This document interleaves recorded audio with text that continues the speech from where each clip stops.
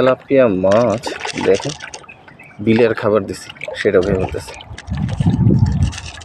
এই যে তেলাপিয়া মাছের বৈশিষ্ট্য, তেলাপিয়া মাছ এদিকে খুব শক্ত মাছ। তারপর দেখেন বিল বিল করতেছে কীভাবে।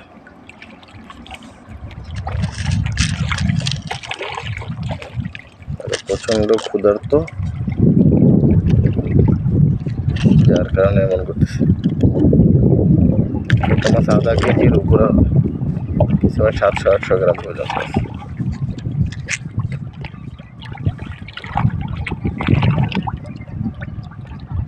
দেখেন অবস্থা কি মাছ।